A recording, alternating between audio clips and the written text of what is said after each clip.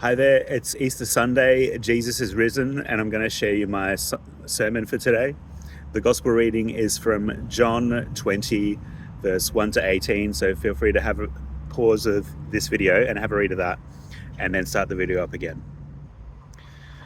When I read today's Gospel reading, it makes me think of either the Botanical Cemetery in Springvale, where a number of my family are buried, or it makes me think of the General Cemetery in the city in Carlton. One of the things that's so nice about both of those cemeteries is that they've been designed not just to be a cemetery, but also to be a garden or a park. When these cemeteries have been designed, the planners have been hoping that people would visit not just to remember the dead, but also to enjoy the beauty of the garden. We like to make sure that the places where we bury our loved ones aren't just places of death, but places where life and death coexist. The story of the Bible starts off in a garden with the Jewish creation stories. Those stories imagine the first people living in a perfect, idyllic garden created by God. And the people would walk with God in the garden. They'd meet God there. That was before things started to go wrong and human beings chose to go off on their own way. In today's Gospel reading, we find ourselves back in a garden, a cemetery garden.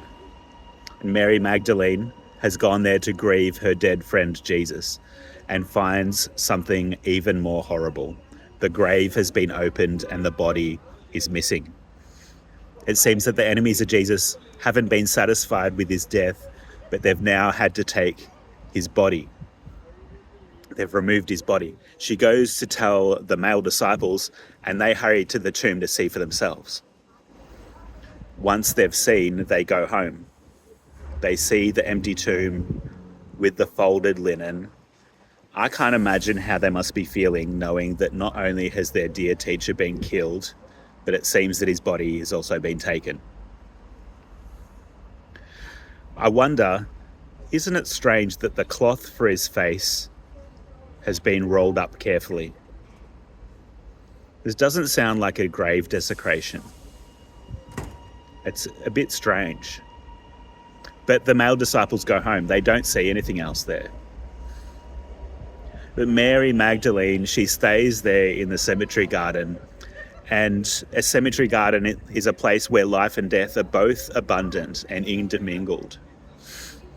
And this is where the resurrected Christ first appears, in the cemetery garden.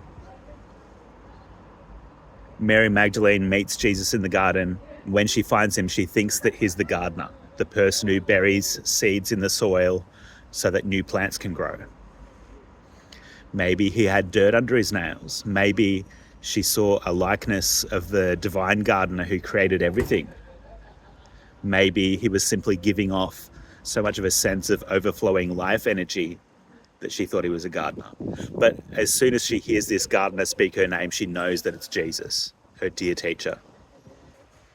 And so through this strange experience in the cemetery garden, Mary Magdalene becomes the one who brings the good news to the other disciples. She becomes the apostle to the apostles because she's open to the strangeness of what is going on.